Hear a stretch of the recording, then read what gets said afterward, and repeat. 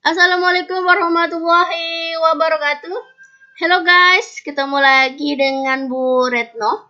Pada kesempatan kali ini, Ibu akan menjelaskan materi yang baru, yaitu sistem koordinasi atau sistem regulasi pada manusia. Selamat mendengarkan. Ini dia, ada indikator pembelajaran kita hari ini. Yang pertama, itu struktur sel saraf. Yang kedua, macam-macam neuron. Yang ketiga, sistem saraf pusat dan sistem saraf tepi. Yang keempat, struktur otak dan sumsum tulang belakang. Yang kelima, itu perbedaan antara gerak biasa dan gerak refleks. Yang keenam, itu ada prinsip pengantaran impuls melalui neuron dan sinapsis. Kita itu biasanya bisa melakukan kegiatan sehari-hari itu dengan baik. Misal, kalian itu bisa melihat cahaya. Kalian juga bisa mendengar suara musiknya Pak Madan.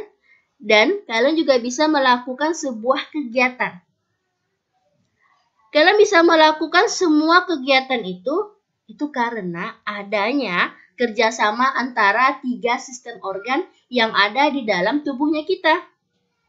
Nah, 3 sistem organ itu, yang pertama adanya sistem saraf, yang kedua sistem indera, dan yang ketiga sistem hormon.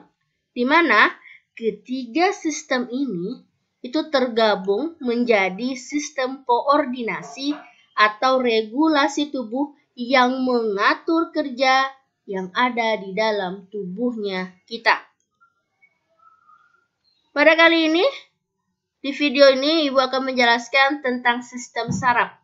Sedangkan sistem indera dan sistem hormon itu akan dijelaskan di video yang selanjutnya. Oke, sistem saraf itu ada 2 bagian. Sistem saraf pusat dan sistem saraf tepi. Kalau sistem indera, itu pasti ada indera penglihatan, indera pendengaran, indera penciuman, peraba, dan pengecap. Sedangkan di sistem hormon itu tersusun atas kelenjar hipofisis, kelenjar tiroid, kelenjar paratiroid, kelenjar adrenal, dan kelenjar pankreas. Nah, ini dia, kita masuk ke dalam sistem saraf manusia. Apa sih itu sistem saraf yang kalian ketahui? Di bukunya itu ada di halaman 70. Sistem saraf itu adalah sistem koordinasi yang bertugas menyampaikan pesan dari reseptor ke saraf pusat di otak dan sumsum tulang belakang untuk diterjemahkan dan mengatur informasi yang diperoleh oleh efektor. Jadi sistem saraf itu adalah menyampaikan rangsangan dari reseptor itu ke otak dan menuju ke bagian efektor. Ini dia, reseptor itu penerima rangsangan. Sistem saraf ada saraf pusat dan saraf tepi, itu akan kita jelaskan. Ada efektor itu tentang pelaksana aksi. Sistem saraf itu tersusun dari 2 jenis sel. Yang pertama itu ada neuron. Yang kedua itu ada neuroglia, biasa yang dikenal dengan glia. Kalian pasti mungkin jarang mendengar dengan kata-kata glia. Dan kalian itu sering mendengar kata-kata neuron dalam pembelajaran yang ada di sekolah. Glia ini jumlahnya di dalam tubuh kita itu lebih banyak dibandingkan dengan neuron. Jadi, apa sih yang membedakan antara neuron dan glia yang ada di dalam tubuhnya kita? Ini gambar dari neuron. Neuron itu adalah sel pada sistem saraf yang membawa impuls saraf atau mengirimkan sinyal. Saya ulangi lagi, neuron itu adalah sel pada sistem saraf yang membawa impuls saraf atau yang mengirim sinyal. Contoh, ini ada gambar contohnya. Ketika kalian mau menggerakkan tangan, maka otak kita itu mengirimkan sinyal melalui neuron kita yang ada di otot tangan, agar tangannya kalian itu bisa bergerak, naik turun, geser kanan dan kiri. Atau jari kita itu lagi merasakan sebuah permukaan. Maka neuron yang ada di jari-jari tangannya kita itu akan mengirim pesan atau sinyal ke otak bahwa permukaan yang kita pegang, yang kita rasakan itu adalah kasar permukaannya. Jadi, neuron ini tuh sebagai messenger atau pengirim info berupa sinyal-sinyal. Dan ini adalah gambar dari neuron. Sedangkan kalau si glia ini tidak mengirim sinyal, jadi no sinyal. Ingat, glia ini tidak mengirim sinyal, jadi dia no sinyal. Glia ini berperannya itu sebagai cheerleader saja untuk neuron-neuron yang lagi sedang bekerja keras untuk mengirimkan sinyal. Dan glia ini bakalan memberi neuron itu berupa nutrisi dan oksigen. Dan dia selalu mendukung atau melindungi neuron itu biar selalu bekerja dengan secara maksimal. Jadi, si glia ini itu tidak bisa mengirim pesan karena dia no sinyal. Dia hanya bisa mendukung atau melindungi ketika neuron lagi bekerja keras. Itu dia perbedaan dari neuron dan glia pada sistem saraf. Langsung aja kita masuk ke dalam struktur neuron. Ini adalah gambar sel saraf atau neuron, di mana strukturnya itu terdiri atas dari beberapa bagian. Yang pertama, ini adalah dendrit. Ini dendrit. Dendrit ini merupakan juluran pendek dari sitoplasma. Juluran pendek dari sitoplasma. Fungsinya itu dia menerima rangsangan. Fungsi dari dendrit itu dia menerima rangsangan dari badan sel. Dan ini adalah badan sel atau perikarion. Tersusun atas inti sel atau nukleus. Itu dia badan sel atau perikarion. Selanjutnya, ada namanya akson. Yang ini akson. Jadi sepanjang ini sampai ke ujung sini itu adalah akson. Atau juluran panjang dari sitoplasma. Jadi ingat, juluran yang panjang dari sitoplasma itu akson. Kalau yang pendek itu dendrit namanya. Fungsinya dari akson, dia untuk mengantarkan rangsangan dari badan sel. Nama lain akson itu adalah neurit. Kemudian, akson ini itu diselubungi oleh namanya selubung myelin. Jadi akson ini itu ada selubungnya, namanya selubung myelin. Myelin ini tersusun oleh lemak. Ini lemaknya yang warna kuning. Itu berfungsi untuk melindungi akson. Nah, ternyata selubung myelin itu juga tersusun oleh suatu sel, namanya sel Schwann. Ini adalah sel Schwann. Jadi selubung myelin itu tersusun oleh beberapa sel, namanya sel Schwann. Sel Schwann ini fungsinya menutrisi akson dan membantu regenerasi akson. Jadi fungsinya dari sel Schwann ini bagus sekali ya. Dia memberi nutrisi kepada akson dan juga membantu regenerasi kepada akson. Lanjut. antara selubung mielin 1 dengan selubung mielin yang lainnya itu terdapat suatu celah, namanya nodus Rampier. Fungsi dari nodus Rampier itu adalah untuk mempercepat pengantaran impuls. Jadi fungsinya itu adalah mempercepat pengantaran impuls. Nodus Rampier itu berupa celah antara mielin 1 dengan mielin yang lainnya. Dan yang terakhir, di sini itu adalah akson terminal atau ujung akson. Nah, itu dia bagian dari struktur neuron. Jadi mohon diingat jangan sampai salah. Ibu ulangi lagi. Di sini ada dendrit, ada badan sel, ada akson, ada selubung mielin, ada sel Schwann, ada nodus Rampier, dan terakhir itu ada akson terminal atau ujung akson. Nah, ini dia arah jalannya impuls itu cukup satu arah. Jadi tidak bolak-balik, jadi hanya satu arah saja. Dimulai dari dendrit, badan sel, akson, sampai hingga akhirnya ke ujung akson. Itu jalan impulsnya itu hanya satu arah. Tidak bolak-balik ya, satu arah. Dari dendrit sampai ke ujung akson. Nah, ini dia macam-macam sel saraf, ada 3. Sel saraf sensorik, motorik, dan konektor.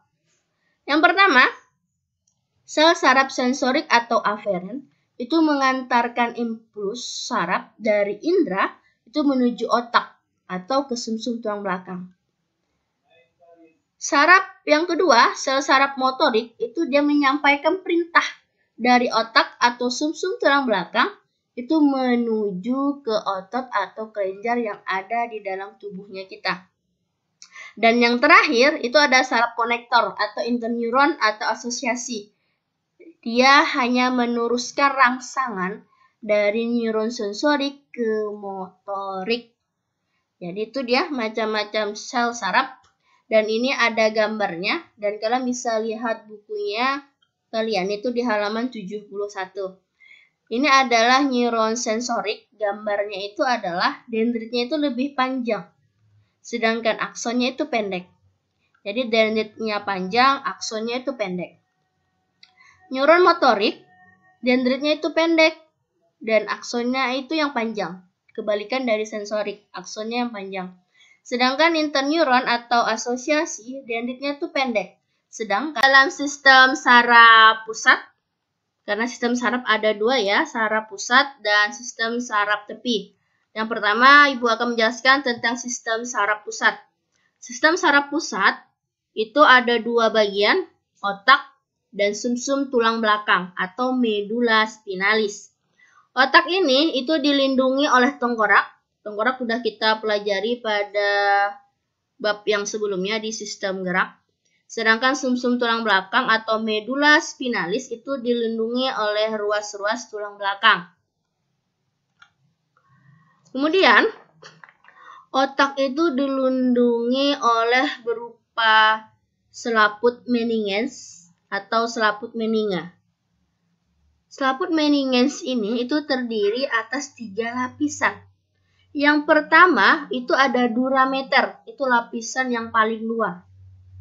Yang kedua itu ada lapisan arachnoid, itu lapisan tengah, di mana pada otak dia itu mengandung cairan otak. Nama cairannya itu adalah cerebrospinal. Jadi cairan otak di lapisan arachnoid itu namanya cairan cerebrospinal.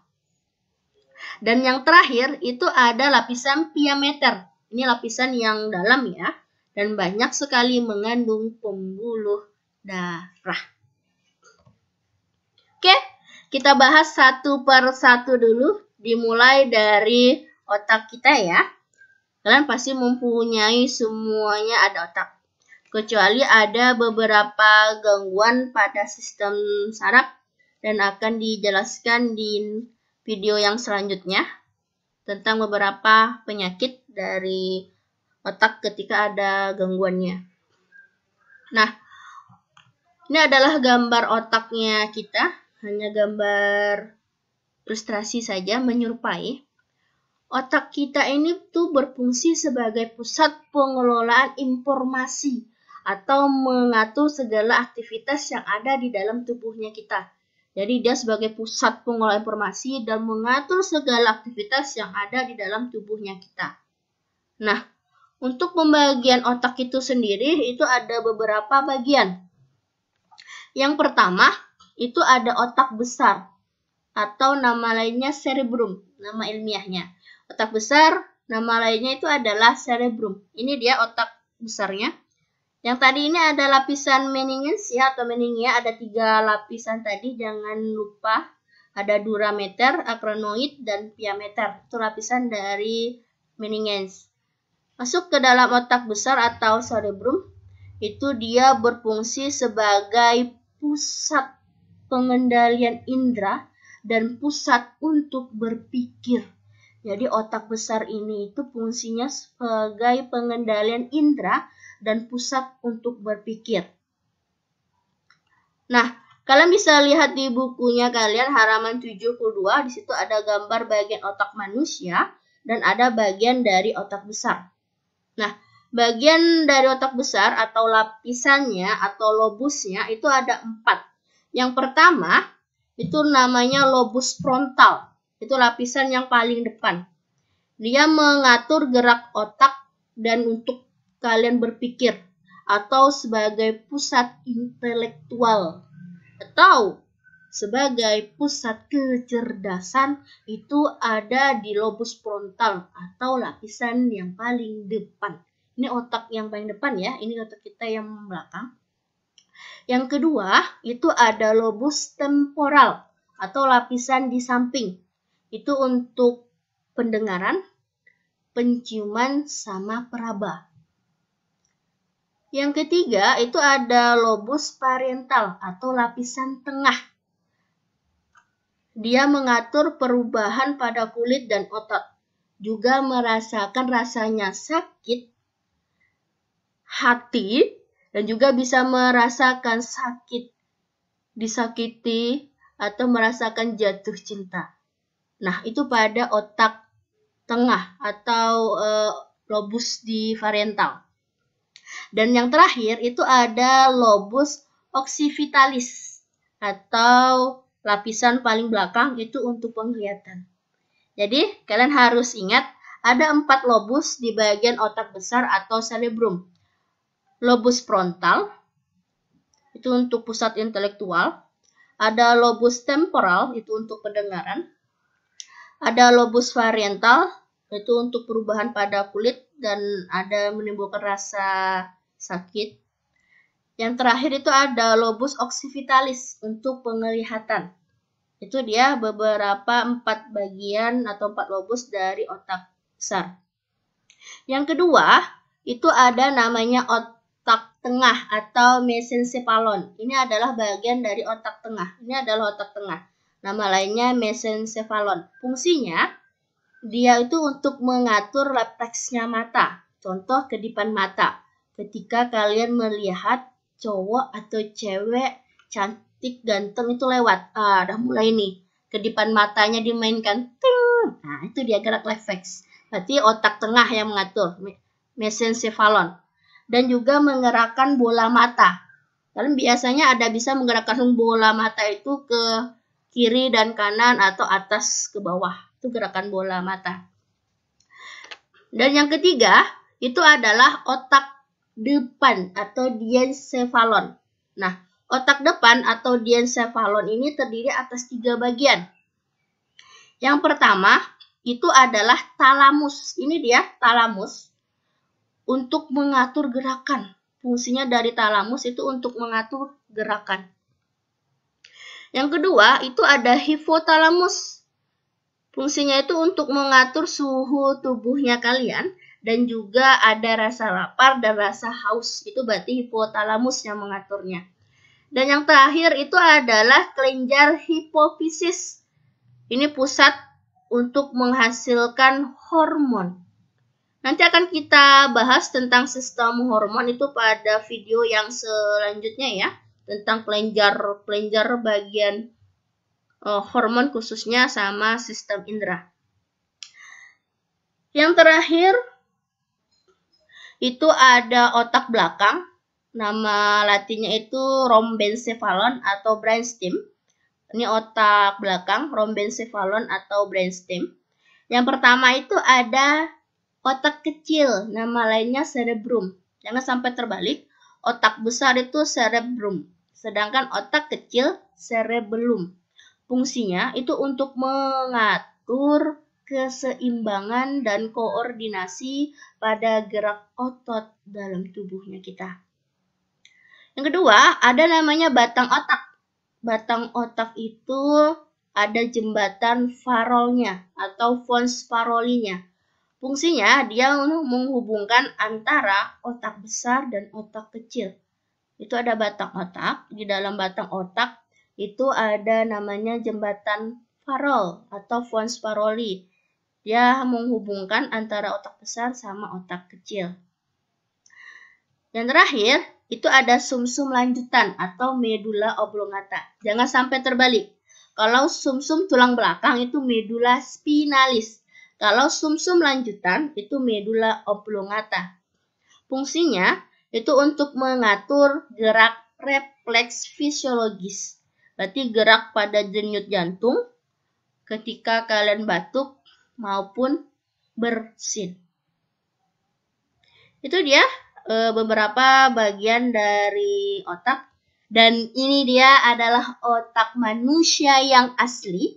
Dan ini adalah otak bagian paling depan.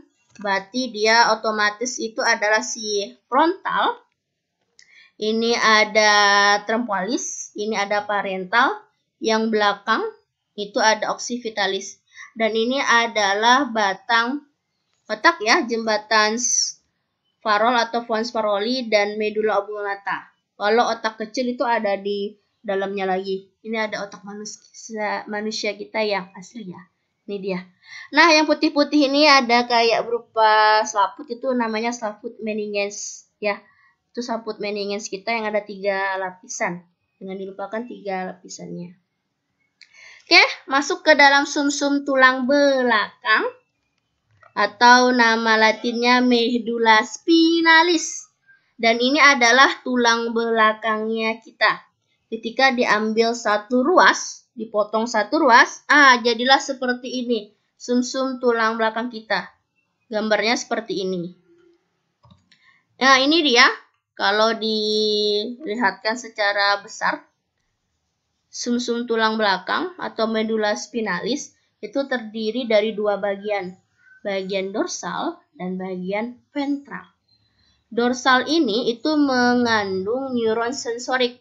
Berarti badan sel neuron sensorik dan akson dari neuron sensorik. Dan dia berarti mengantarkan impuls itu dari luar itu masuk ke dalam. Jadi dia fungsinya mengantarkan impuls dari luar itu masuk ke dalam. Yang kedua ada bagian ventral. Berarti tersusun oleh neuron motorik. Ada badan sel dan ada akson. Dan dia mengantarkan impuls itu dari dalam membawanya keluar. Kalau yang dorsal itu dari luar ke dalam, sedangkan yang ventral itu dari dalam keluar. Nah, di antara bagian dorsal dan bagian ventral itu ada namanya neuron konektor atau interneuron yang meneruskan rangsang dari sensorik ke motorik hingga sampai masuk ke bagian dari efektor. Lanjut. Kalian bisa buka bukunya di halaman 74. Kita masuk ke dalam sistem saraf tepi. Nah, sistem saraf tepi ini fungsinya itu untuk mengantarkan impuls dari reseptor ke saraf pusat. Jadi, sistem saraf tepi ini tuh mengantarkan impuls dari reseptor ke pusat saraf. Sistem saraf tepi juga itu terbagi 2 bagian ya. Yang pertama, sistem saraf somatis atau saraf sadar ya. Yang kedua ada sistem saraf otonom atau saraf tidak sadar. Saraf sadar atau saraf somatis berarti kalian melakukan sebuah gerakan itu secara sadar. Itu terdiri atas dua, saraf kranial dan saraf spinal. Kalau saraf kranial itu menghubungkan otot dengan organ yang ada di dalamnya. Dan dia memiliki 12 pasang. Kalian bisa melihat di tabel bukunya halaman 74 tabel 3.2 nama-nama saraf spinal, di situ ada 12. Ada nama-nama sarafnya, contoh ada saraf optik, berarti jenis sarafnya itu di sensorik, asal impulsnya itu dari retina mata, itu saraf kranial. Menghubungkan otot dengan organ-organ yang ada di dalam tubuh. Sedangkan saraf spinal itu adalah lanjutannya dari bagian dorsal dan bagian ventral yang ada di medula spinalis. Dia ada 31 pasang. 8 pasang saraf leher, 12 pasang saraf punggung, 5 pasang saraf pinggang, 5 pasang saraf pinggul, dan 1 pasang terakhir itu ada di saraf ekor. Next, yang kedua, saraf otonom atau otonom, otomatis kalian itu mengerjakannya atau melakukan kegiatan itu di luar kesadaran. Ada dua bagian, saraf simpatik dan saraf parasimpatik. Kalian bisa melihat gambarnya itu di halaman 75. Saraf simpatik itu berhubungan dengan aktivitas yang memerlukan energi yang banyak. Perlu energi yang banyak, itu simpatik. Tapi kalau parasimpatik, itu berhubungan dengan aktivitas yang sedikit sekali energinya. Jadi kalian melakukan kegiatan yang sedikit energinya, itu saraf parasimpatik. Kalau simpatik butuh energi yang banyak. Kalian lihat saraf simpatik, contohnya mempercepat denyut jantung, itu dia memerlukan energi yang besar ya. Menghambat aktivitas dari pankreas itu banyak energinya. Tapi kalau parasimpatik sedikit saja energi yang dikeluarkan. Itu ada merangsang kelenjar ludah dan penyempitan pupil pada mata. Itu dia antara saraf simpatik dan saraf parasimpatik. Lanjut, yang ini dari akhirnya. Sistem saraf ada dua, saraf pusat sama saraf tepi. Kalau saraf pusat, dia di otak dan sumsum tulang belakang. Kalau saraf tepi, dia saraf sadar, somatis, saraf tidak sadar, otonom atau autonom. Otonom atau autonom. Itu dia. Nah, sekarang kita ada perbedaan gerak biasa sama gerak refleks. Sama. Gerak biasa itu gerak yang kita lakukan secara sadar. Contohnya, kalian berjalan, kalian melangkahkan kaki untuk sampai ke depan pintu rumah, atau kalian melakukan kegiatan berlari, itu kalian melakukan gerakannya secara sadar atau gerakan biasa. Yang kedua, gerakan refleks, gerakan yang tiba-tiba. Berarti impuls ini itu tidak diolah dengan otak. Karena gerakannya itu secara tiba-tiba. Itu refleks kedipan mata. Kalau melihat cewek atau cowok ganteng, cewek cantik lewat, kedipan matanya itu mulai ting, itu kan refleks. Atau refleksnya pupil terkena cahaya, kawan-kawan pasti akan menyipitkan mata karena silau, ya, karena pupilnya itu sedang terkena cahaya.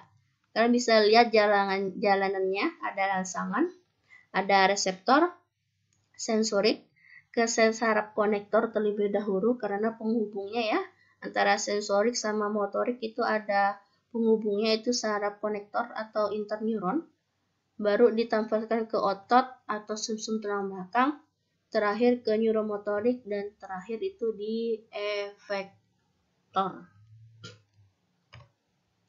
Oke, yang terakhir itu kalian bisa buka halaman 78. mekanisme penghantaran impuls itu ada 2. Oh iya, mungkin kalian ada yang bertanya-tanya nih, Bu Retno tuh dari tadi ngomong impuls terus. Apa sih impuls? Impuls itu sama juga dengan rangsangan ya. Jadi kalau saya bilang impuls itu sama juga rangsangan. Kalau saya bilang rangsangan itu sama juga dengan impuls. Nah, di mekanisme jalannya impuls atau rangsangan itu ada 2. Melalui sel saraf atau melalui sinapsis. Jadi kalau melalui sel saraf berarti dia melalui serabut saraf atau sepanjang akson. Dari awal sampai ke ujung akson. Itu berarti melalui sel saraf. Kalau melalui sinapsis itu hubungan antara neuron satu dengan neuron yang lainnya. Berarti itu adanya melalui sebuah sinapsis. Nah, ini dia impuls yang melalui sel saraf. Berarti sepanjang jalan akson ini itu akan dilaluinya. Ini gambarnya. Tadi sudah di awal sekali tentang struktur neuron. Fungsinya dari akson itu dia menghantarkan rangsangan. Ya iya, dia akan menghantarkan rangsangannya. Nah, makanya akson itu terdiri atas 3 bagian ketika dia ingin menghantarkan rangsangannya. Pertama ada polarisasi, kedua depolarisasi, dan ketiga itu adalah repolarisasi. Kalau polarisasi itu keadaan sel saraf ya, khususnya dalam keadaan istirahat atau tidak ada sama sekali rangsangan yang masuk karena dia dalam keadaan istirahat. Yang ini adalah muatan. Jadi dalam pengantaran impuls itu melalui akson itu juga melibatkan muatan dan melibatkan ion Na+ dan ion K+, natrium dan kalium. Yang ini adalah membran dalam, karena ini dalamnya akson ya. Kalau ini di luar dari akson berarti di membran luar. Berarti membran dalam itu mengandung muatan negatif. Berarti K+ di sini, ini K+ kalium. Kalau yang di luar itu positif, berarti membran luar, berarti Na+. Berarti di luar itu ada Na+. Jadi Na+ dan K+ di sini itu sedang tertutup. Ya, jadi saluran ion Na+ dan K+ itu ketutup. Jadi keadaan di bagian luar membran itu bermuatan positif. Sedangkan di bagian permukaan dalam membran itu bermuatan negatif. Selanjutnya, ini ada tahapan depolarisasi. Itu berarti keadaan akson itu ketika ada rangsangan. Berarti akson itu sedang ada rangsangan atau sedang menerima rangsangan. Berarti dalam keadaan sini itu akson sedang menerima rangsangan atau sedang menerima tamu undangan. Nah, jadi saluran Na+-nya yang tadi di luar tertutup sekarang akan terbuka dan masuk ke dalam sel. Sini sel sini ya. Jadi yang Na+-nya tadi di sini di luar tertutup karena ada tamu atau ada rangsangan, akhirnya Na+ itu dari membran luar masuk ke membran dalam. Jadinya Na-nya itu terbuka, masuk ke dalam sel. Itu yang menyebabkan perubahan muatan listrik yang ada di sini ya. Jadi berubah muatannya. Jadi di bagian luar membran itu menjadi muatan negatif. Dan di bagian dalam itu menjadi muatan positif. Itu dia perbedaannya, karena Na-nya tadi yang di luar itu tertutup, masuk ke dalam itu jadi terbuka karena ada tamu yang datang atau adanya rangsangan. Jadi di luar itu dia negatif, sedangkan di dalam dia positif. Dan yang terakhir itu adalah repolarisasi. Artinya, di mana rangsangan ini sudah selesai menerima tamu. Berarti tamunya itu pernah masuk ke dalam bagian membran. Jadi tamunya atau rangsangannya itu sudah bertamu ke dalam bagian akson. Jadi saluran Na-nya yang tadi di dalam ini itu tertutup dan tidak aktif. Sedangkan K plusnya yang tadi di dalam itu terbuka keluar dan menyebabkan membran itu menjadi muatan negatif kembali. Nah, itu perbedaannya. Jadi, jika sedang ada rangsangan, ada muatan yang masuk, itu dia muatannya positif. Itu dia pengantar impuls melalui neuron. Jadi mohon diingat. Nah, ini melalui sinapsis, berarti hubungan antara neuron satu dengan neuron yang lainnya. Jadi kalau yang melalui neuron atau akson dari ujung sini sampai stop di sini. Jadi akan dilanjutkan pengantaran impuls itu melalui sinapsis. Jadi di ujungnya akson sama dendrit. Ya, karena sinapsis itu hubungan antara neuron satu dengan neuron yang lainnya. Ini gambarnya. Ini adalah ujung dari gambar akson atau terminalnya akson, dan ini adalah bagian dari dendritnya. Ada 3 bagian, dari panjang sini sampai ke sini itu ada membran prasinaps. Sedangkan yang tengah ini celahnya itu adalah celah sinap. Dan yang ini sampai yang terakhir ini itu adalah membran pasca inap. Jadi ada 3 bagian, membran prasinap, celahnya ini celah sinap, dan terakhir itu adalah membran pasca sinap. Nah, jadi rangsangan yang tadi itu yang bermuatan positif terakhir itu akan diubah menjadi senyawa kimia. Namanya itu adalah neurotransmitter. Jadi neurotransmitter ini itu adalah senyawa kimia karena sudah diubah. Jadi senyawa kimia itu namanya neurotransmitter. Nah, neurotransmitter ini itu dibungkus oleh namanya vesikulasi sinapsis. Jadi neurotransmitter itu ada yang di dalam, yang hitam-hitam di dalam itu adalah neurotransmitter. Sedangkan yang bulatan yang di luar itu namanya vesikula sinapsis. Dan akan berjalan itu menuju ke membran sinapsis yang paling ujung nih. Menuju ke membran prasinap ya. Ketika sudah sampai di sini, ya ini kan udah sampai nih, udah sampai. Ketika udah sampai, dia itu akan bergabung. Yang ini dia akan bergabung, mau bergabung dan dia akan melebur. Otomatis dia melebur akan mengeluarkan transmitter melalui celah sinapsis ini menuju ke membran pasca sinap pada bagian dendrit.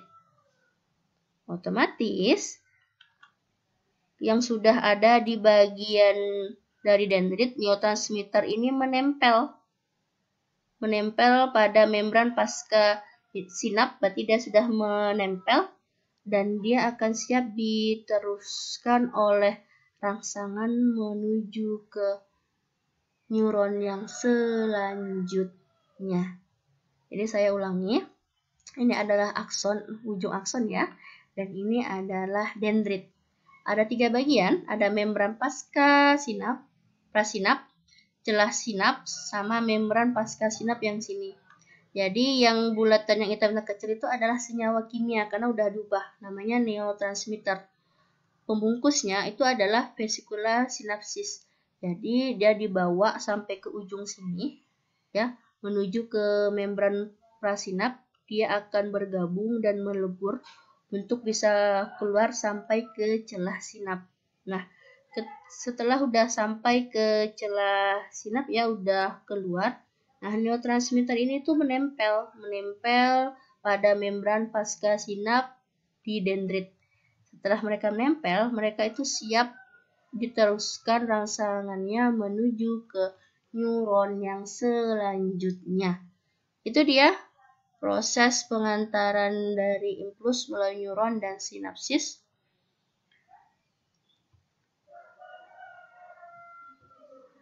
Semoga bermanfaat untuk hari ini. Terima kasih kalian sudah mendengarkan. Terima kasih atas usaha dan kerja kerasnya. Jika ada yang masih bingung, silahkan ditanyakan. See you next time guys. Atas perhatiannya, saya akhiri dengan wabillahi taufiq hidayah. Assalamualaikum warahmatullahi wabarakatuh.